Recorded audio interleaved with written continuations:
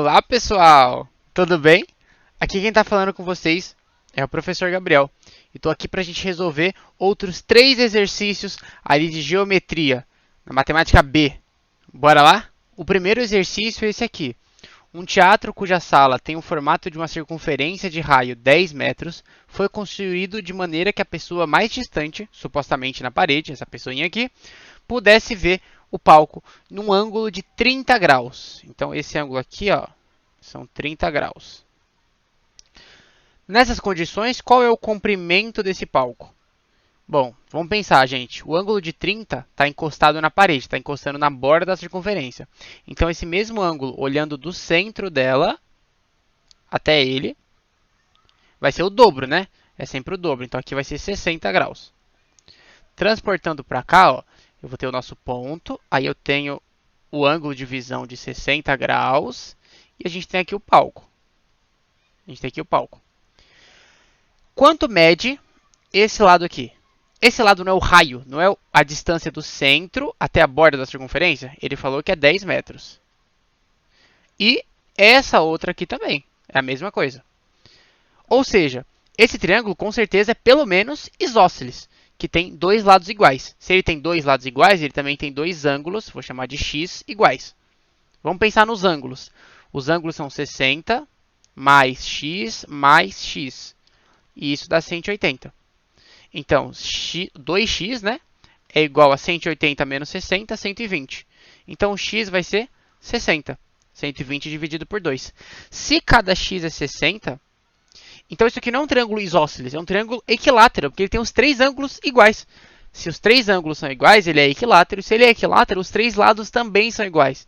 Então, o palco, assim como os outros dois lados, vão medir 10 metros. Resposta, letra C. Beleza? Vamos para a próxima.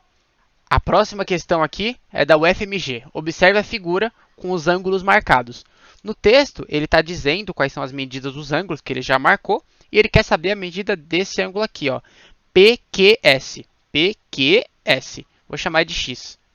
Como eu vou resolver isso, gente? Quem pensa faz menos conta. Vamos pensar. O ângulo P, aqui, ó, o ângulo que começa em P, ele está olhando para a letra R e para a letra Q. E ele está na borda da circunferência.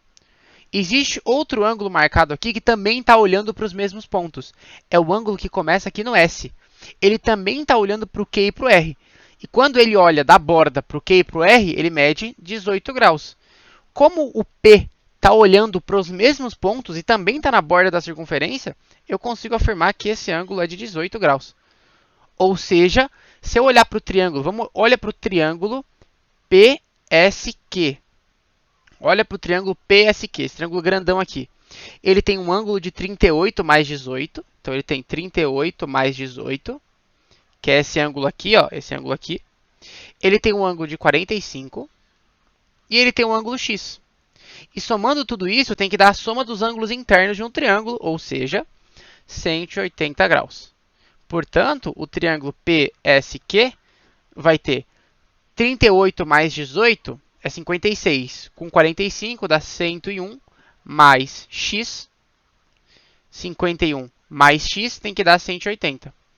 Ou seja, x tem que ser 79 graus para completar o triângulo. Então, facilmente a gente marca novamente a letra C. 79 é a resposta correta. Vamos então para a nossa última questão do vídeo de hoje. Pessoal, essa última questão ela é um pouco mais difícil do que as outras. Eu coloquei ela aqui como um desafio para vocês. Ele vai falar que a gente tem essa primeira placa retangular e, ao ser cortada, ela se transforma nessa nova placa. E ele fala também que a medida do lado menor dela, esse aqui, tem 30 centímetros. E ele quer saber qual é a medida desse lado aqui inteiro. Como a gente pode descobrir isso? Eu vou ampliar essas figuras para a gente pensar melhor. Para que fique mais fácil de entender, eu vou usar cores. Dá uma olhada. Então, eu vou pintar de vermelho. Vou aumentar um pouquinho aqui. Eu vou pintar de vermelho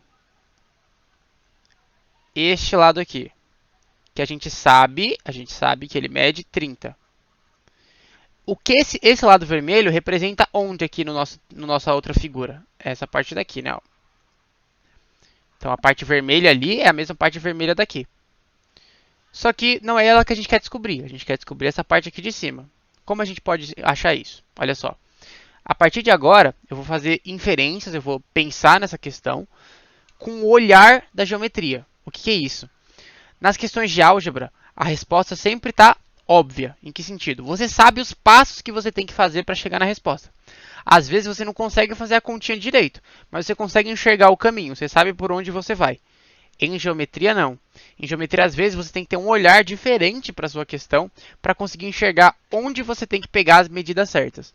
Então, por exemplo, o caminho para acertar esse daqui é você perceber que estes lados, que eu estou pintando de azul aqui, que eu vou chamar de L, eles são todos iguais e eles estão representados no nosso desenho aqui, ó, nas duas pontas aqui de cima.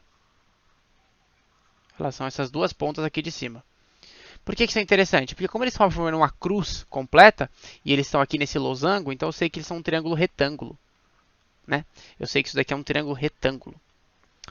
Se isso aqui é um triângulo retângulo, então aqui também é um ângulo reto. Se esse é um ângulo reto, eu consigo descobrir o valor do L como? Se eu sei que aqui até aqui é 30, então essa base aqui do triângulo, essa base aqui vai ser 30 também. E num triângulo retângulo, você pode usar o famoso teorema de Pitágoras. O teorema de Pitágoras aplicado nesse triângulo retângulo aqui, ele vai dizer que a soma do quadrado dos catetos é igual ao quadrado da hipotenusa. Então, a hipotenusa é 30 ao quadrado é igual à soma dos quadrados dos catetos, ou seja, L ao quadrado com L ao quadrado. Então, 900, que é 30 ao quadrado, é 2L ao quadrado. Passando 2 para lá, L vai ser 450 na raiz. Eu dividi por 2 e depois tirei a raiz. Raiz de 450, você vai ter que fazer aquele esquema de decomposição. Escrever o 450, fazer um traço e ir dividindo ele até tirar os parzinhos. Quando você tirar ele, você vai perceber que 450 é a mesma coisa do que 15 raiz de 2. Então, raiz de 450 é a mesma coisa que 15 raiz de 2. Então, eu sei que cada um desses ladinhos aqui mede 15 raiz de 2. Por que isso é interessante? Porque existe uma outra medida aqui que a gente não mostrou, que é a medida que vai daqui até aqui e daqui até aqui. Essas são as medidas desses ladinhos aqui, ó. Essa é uma medida, essa é outra medida. E essa medida grandona é a soma dos dois inteiros. Então, quando eu junto esses dois, ela mede a base desse triângulo todinho.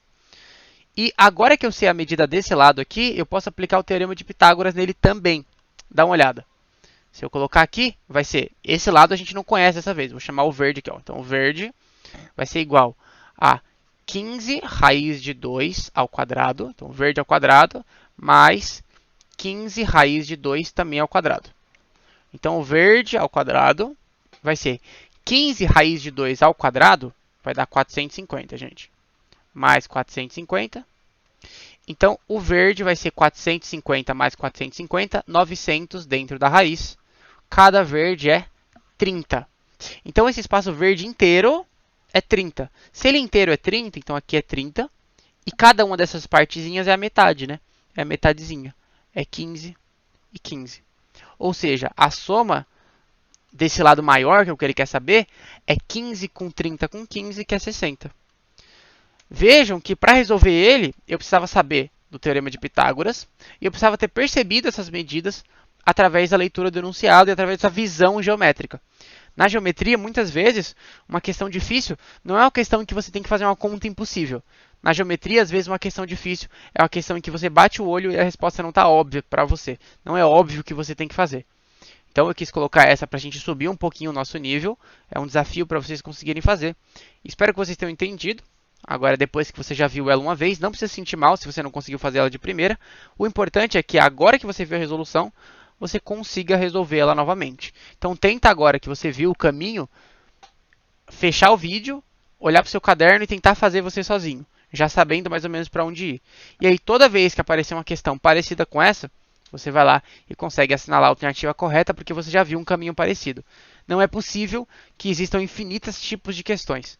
Ele é um número limitado. Então, quanto mais você estudar, por mais que você não consiga fazer de primeira, quando você vê a resolução, você melhora e na próxima vez que aparecer, você consegue fazer algo parecido. Beleza? Muito bem, pessoal. Espero que vocês tenham entendido os exercícios de hoje e que vocês tenham gostado dessa nossa aula. Qualquer coisa, a gente se vê em breve. Até a próxima. Tchau, tchau, gente. Eu fui!